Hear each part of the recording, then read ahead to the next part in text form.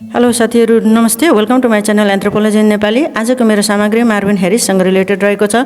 In fact एउटा सानो question रहेको छ जसको आन्सर दिने मैले कोसिस गरेको छु र अब म ढिला नगरिकन आफ्नो सामग्रीतर्फ लाग्दैछु। क्वेसन यस प्रकार रहेको छ: discuss the theoretical and epistemological principle of Marvin Harris cultural materialism. How does he explain the phenomena of mother cow in the cultural ecology of India's sacred cattle 1996?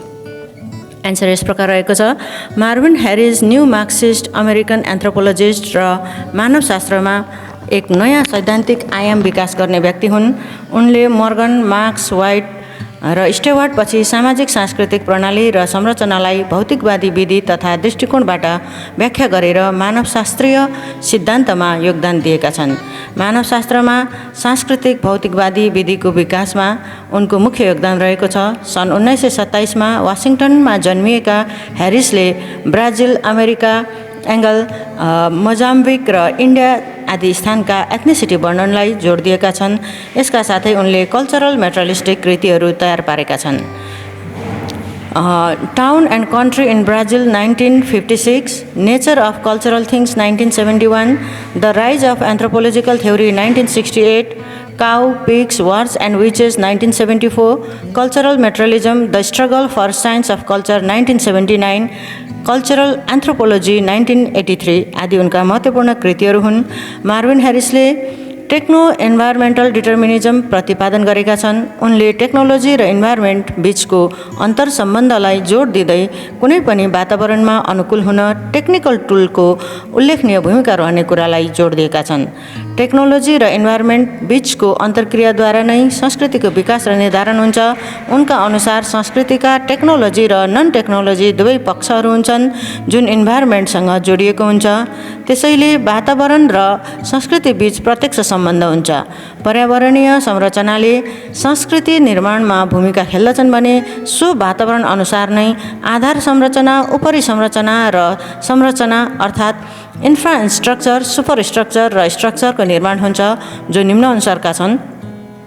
Number 1, infrastructure प्रकृति र संस्कृतिको संयोगबाट बनेको आधार संरचना infrastructure अन्तर्गत निम्न प्रणालीहरू पर्दछन्। Number A, mode of production अर्थात् उत्पादनको स्वरूप। Number B, mode of reproduction अर्थात् पुनरुत्पादन स्वरूप। Number A, mode of production उत्पादनका स्वरूप। यस विधिले मानिस बाँच्नका लागि आवश्यक हुने खाना र अन्य पोषणयुक्त तत्त्वको उत्पादनलाई समेटेको हुन्छ। यस्तो स्वरूप समाजको आधारभूत प्रविधिसँग सम्बन्धित हुन्छ। यस अन्तर्गत निम्न पारिस्थितिक प्रणालीहरू पर्दछन्: जीविकोपार्जनको प्रविधि अर्थात् टेक्नोलोजी अफ सब्सिस्टेन्स, प्रविधि वातावरणीय सम्बन्ध अर्थात् टेक्नो इन्भाइरोमेन्ट रिलेसन, पर्यावरण अर्थात् इकोलोजी, कार्यप्रणाली अर्थात् work patterns. Number B, mode of reproduction अर्थात् पुनरुत्पादन स्वरूप। यो जनसङ्ख्याको आकारलाई विस्तार गर्ने, घटाउने वा ठिक आकारमा मिलाउने प्रविधि र अभ्यासहरू दुवैको समग्रता हो। यस अन्तर्गत निम्न कुराहरू पर्दछन्: जनसङ्ख्याको आकार बढाउने, घटाउने र व्यवस्थापन गर्ने, जनसङ्ख्याको स्वरूप, सम्भोगका ढाँचाहरू अर्थात् म्याटिङ प्याटर्न्स, जन्मदर र मृत्युदर, शिशुको हेरचाह, जनसाङ्ख्यिक ढाँचाको औषधीय नियन्त्रण अर्थात् medical control of demographic pattern, गर्भनिरोध, गर्भपतन र भ्रूण हत्या आदि। स्ट्रक्चर अर्थात् संरचना, यस अन्तर्गत पनि डोमेस्टिक इकोनोमी र पोलिटिकल इकोनोमी पर्दछन्। डोमेस्टिक इकोनोमी अर्थात् घरेलु अर्थव्यवस्था, यो एउटा समूह, परिवार, नाता सम्बन्धभित्र हुने पुनः उत्पादन, आधारभूत उत्पादनको विनिमय र उपभोगहरूको समग्रता हो।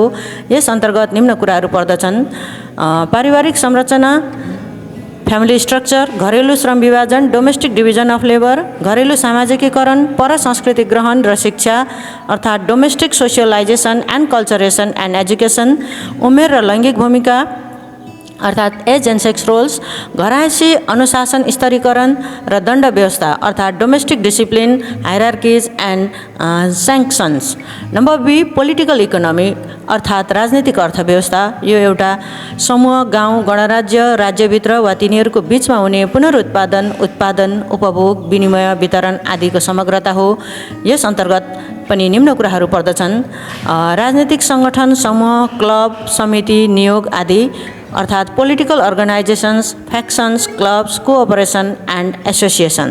श्रम विभाजन, कर प्रणाली र शुल्क व्यवस्था अर्थात् division of labour, taxation and tribute, वर्ग, जाति, सहरी, ग्रामीण स्तरीकरण अर्थात् class, caste, urban, rural hierarchies, राजनीतिक सामाजिकीकरण, संस्कृति ग्रहण र शिक्षा अर्थात् political socialisation and culturation and education. Number 3 रहेको छ सुपर स्ट्रक्चर अर्थात् उपरिसंरचना। यो कला, साहित्य, सङ्गीत, विज्ञापन, नृत्य, संस्कार, खेलकुद, बानी, व्यवहार, विज्ञान, दर्शन, विचार, मूल्य, मान्यता, कानुन, संविधान आदिको समग्रता हो। यस अन्तर्गत निम्न कुराहरू पर्दछन्। नम्बर ए मानसिक तथा आत्मिक उपरिसंरचना अर्थात् मेन्टल एन्ड एमिक सुपरस्ट्रक्चर र नम्बर बी एटिक सुपरस्ट्रक्चर अर्थात् वस्तुगत उपरिसंरचना। नम्बर 1 मानसिक तथा आत्मिक उपरिसंरचना। यस अन्तर्गत पनि काल्पनिक कथाहरू, मिथ्स, प्रतीकहरू, सिम्बल्स, आध्यात्मिक दर्शन र स्तर, एस्थेटिक फिलोसफिज एन्ड स्ट्यान्डर्ड, विचारधारा र धर्म, आइडियोलोजिज एन्ड रिलिजन, नाता सम्बन्ध र जादु, किनसिप एन्ड म्याजिक, परम्परा, मूल्य र मान्यताहरू, ट्रेडिसन्स, नर्म्स एन्ड भ्यालुज आदि पर्दछन्। एटिक सुपरस्ट्रक्चर अर्थात् वस्तुगत उपरिसंरचना। यस अन्तर्गत कला, साहित्य र सङ्गीत, आर्ट, लिटरेचर एन्ड म्युजिक, खेलकुद, स्पोर्ट्स, विज्ञान, साइन्स, संस्कारहरू, रिचुअल्स आदि पर्दछन्। एपिस्टेमोलोजिकल एप्रोच। यस एप्रोचले दर्शन, विज्ञान, शिक्षा र सामाजिक विज्ञान सहित अध्ययनका विभिन्न क्षेत्रहरूमा महत्त्वपूर्ण भूमिका खेल्दछ, किनभने तिनीहरूले अनुसन्धानकर्ताहरू, विद्वानहरू र व्यक्तिहरूले ज्ञानको प्रकृतिलाई कसरी बुझ्छन्, यसलाई कसरी प्राप्त गर्न सकिन्छ र न्यायोचित बनाउन सकिन्छ भन्ने कुरालाई प्रभाव पार्दछ। कल्चरल मेटेरियलिजममा मानवका सामाजिक सांस्कृतिक पक्षहरूको अध्ययन एपिस्टेमोलोजिकल प्रिन्सिपलले गर्दछ। यसका निम्न 4वटा पक्षहरू रहेका छन्।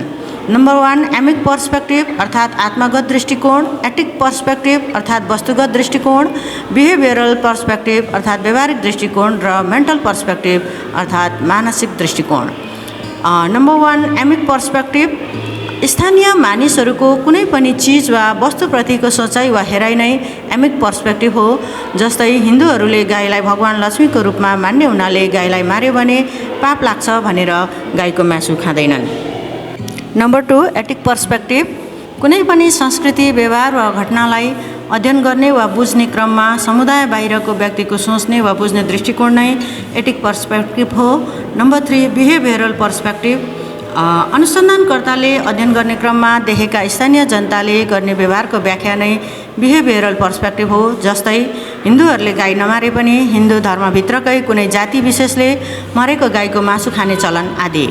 नम्बर 4 मेन्टल पर्सपेक्टिभ अनुसन्धानकर्ताको अनुसन्धान गरिएको विषयप्रतिको विचारको व्याख्या नै मेन्टल पर्सपेक्टिभ हो।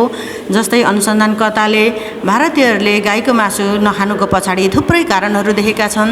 ती हुन् लामो समयसम्म खाद्यान्नको अभाव नहुनु, गाईबाट दुध, दही, मही, घिउ आदि प्राप्त हुनु, गोबरबाट खेतका लागि मल, इन्धन, गोइठाका रूपमा प्राप्त हुनु, त्यसै गरी पहिले प्रविधिको विकास नभएको समयमा खेतबारी जोत्न गाईको छोरा गोरु प्राप्त हुनु आदि। मार्विन ह्यारिसले संस्कृतिको अध्ययन तथा व्याख्या गर्दा एटिक र एमिक पर्सपेक्टिभलाई जोड दिएका छन्। एमिक पर्सपेक्टिभ संस्कृतिको उपयोग वा अभ्यासकर्ताहरूको दृष्टिकोण हो। यो दृष्टिकोण गुणात्मक तथा विषयपरक र यथार्थ कुरा पत्ता लगाउन सहायक हुन्छ। एटिक पर्सपेक्टिभ भनेको अध्ययनकर्ताले अध्ययन गर्ने क्रममा अर्को कुनै संस्कृतिको सम्बन्धमा राख्ने दृष्टिकोण हो। जस्तै युरोपियन गाईहरूको तुलनामा भारतीय गाईले थोरै दुध दिन्छ भन्ने कुरालाई विभिन्न अनुसन्धान टोलीहरूले पुष्टि गरेका थिए। द मदर काउ ह्यारिसले भारतीय किसानहरूले गाई पाल्नुको सांस्कृतिक भौतिकवादी कारणलाई आफ्नो कृति the cultural ecology of India's sacred cattle 1996बाट प्रष्ट पारेका छन्। उनले आफ्नो यस कार्यमा भारतीय समाजमा गाईको महत्त्व बुझ्नका लागि मानवशास्त्रको सबफिल्ड कल्चरल इकोलोजीको प्रयोग गरेका छन्। भारतमा गाईलाई एक पवित्र र सम्मानित दर्जा दिइएको छ। धार्मिक र सांस्कृतिक विश्वासका कारण धेरै क्षेत्रमा तिनीहरूको वध निषेध गरिएको छ। ह्यारिसले गाईप्रति गरिने यो स्पेसल ट्रिटमेन्टलाई कल्चरल इकोलोजीको नजरबाट व्याख्या गर्न खोजेका छन्, जसले संस्कृति र वातावरण बीचको सम्बन्धको परीक्षण गर्दछ। Harris explanation can be summarise as follows. Number 1 ecological factor, number 2 economic efficiency, number 3 religious cultural factors, number 4 social function. Number 1 ecological factors. भारतको इकोलोजिकल कन्डिसनले गाईको पूजामा महत्त्वपूर्ण भूमिका खेलेको छ। कृषि समाजमा गाईहरूको बहुउपयोग हुने भएकाले मूल्यवान छन्। तिनीहरूले दूध प्रदान गर्दछन् जो पोषणको महत्त्वपूर्ण स्रोत हो। गाईको बाछो नै गोरुको रूपमा खेत जोत्न प्रयोग गरिने भएकाले कृषि उत्पादकतामा योगदान पुग्छ। गाईको गोबर खेतबारीमा मल र इन्धन, गुइठा, दाउरा आदिको रूपमा प्रयोग गरिन्छ। भारतमा स्रोत साधनको अभाव र कृषि कार्यमा यिनको महत्त्व भएकाले मानिसहरूको कल्याण तथा बाँच्नको लागि योगदान दिने भएकाले गाईहरू उच्च मूल्यवान भएको विचार हेरिसको रहेको छ। Number 2, economic efficiency. गाईलाई मारेर खानुभन्दा जिउँदो गाईबाट नै धेरै आर्थिक फाइदा हुने भएकाले गाईको संरक्षण गर्नु सांस्कृतिक प्राथमिकताभित्र परेको कुरा हेरिस लेख्छन्। भारतीय भूमि खास उर्वर नभएको र स्रोतको अभावका कारण गाईको संरक्षणद्वारा तिनलाई कृषि, श्रम र दूधका लागि प्रयोग गरिने, यातायातको साधनको रूपमा गोरुगाडा प्रयोग गरिने भएकाले तिनीहरूलाई जीवित राखेर लामो समयसम्म दिगो रूपमा उपयोग गर्न सकिने जस्ता इकोनोमिक एफिसिएन्सीका कारण भारतमा गाई मूल्यवान रहेको तर्क हेरिसको रहेको छ।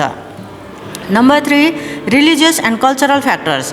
हेरिस गाईको पूजा गर्नका कारण धार्मिक र सांस्कृतिक आयामहरू पनि पत्ता लगाएका छन्। धार्मिक दृष्टिकोण अनुसार गाईलाई पवित्र प्राणी मानेर पूजा गर्नु, विभिन्न संस्कारहरूमा गाईको मूत्र र गोबरलाई पवित्र तथा चोख्याउने वस्तुको रूपमा लिनु, हिन्दू धर्ममा गाई प्राय विभिन्न देवताहरूसँग सम्बन्धित हुनु, मातृत्वको प्रतीकको रूपमा हेर्नु, मृत्यु पश्चात बैतरणी तार्ने काम गाईले गर्छ भन्ने विश्वास लिनु र केही हिन्दूहरूले गाईलाई मृत आफन्तको पुनर्जन्म सम्झनु जस्ता कारणहरूले पनि गाईको हत्या गरिँदैन भनेका छन्। Number 4, social function. गाईले भारतीय समाजमा एकताको कारकको रूपमा काम गर्दछ। गाईको संरक्षणमा विश्वास राख्ने मानिसहरूमा समुदाय र साझा मूल्यको भावनालाई बलियो बनाउँछ। यसबाहेक गाईको संरक्षणले आधुनिकीकरण र भूमण्डलीकरणको सामना गर्दा परम्परागत जीवनशैली र सांस्कृतिक पहिचानको रक्षा गर्ने माध्यमको रूपमा पनि काम गर्न सक्ने तर्क हेरिसको रहेको छ। समग्रमा हेरिसको व्याख्याले भारतको संस्कृतिमा गाईको महत्त्व बुझ्न इकोलोजिकल, इकोनोमिक, रिलिजियस र सोसियल फ्याक्टर्सलाई संयोजन गर्दछ। त्यसै गरी मरेका गाईका हाड तथा छालाबाट विभिन्न उपयोगी वस्तुहरू बनाउन सकिने र ती उपयोगी हुने भएकाले जतिसुकै भोकमरी र अनिकाल परे पनि हिन्दूहरूले गाईको मासु खाँदैनन् भन्दै हेरिसले भौतिक दृष्टिकोण प्रस्तुत गरेका छन्। तसर्थ गाईको पूजा धार्मिक भावना मात्र आधारित नभएर भारतको सामाजिक र वातावरणीय, व्यवहारिक तथा सांस्कृतिक पक्षमा गहिरो जरा गाडिएको लेखकको भनाइरहेको छ। हवस् त साथीहरू, आजलाई यति नै। फेरि अर्को भिडियोमा भेट हुने नै छ। आजको सामग्री यहाँहरूलाई कस्तो लाग्यो? राम्रो लाग्यो भने लाइक गरिदिनु होला। केही सल्लाह र सुझाव भए कमेन्ट गरिदिनु होला। अरूको लागि पनि उपयोगी हुन्छ जस्तो लाग्यो भने सेयर गरिदिनु होला। र अरू नयाँ भिडियोहरू राखेको हेर्न तथा नयाँ भिडियो राखेको जानकारी पाउनको लागि मेरो च्यानललाई सब्सक्राइब गरेर छेउमा राखेको बेल आइकन थिचिदिनु होला। यहाँहरूको समय शुभ रहोस्। धन्यवाद।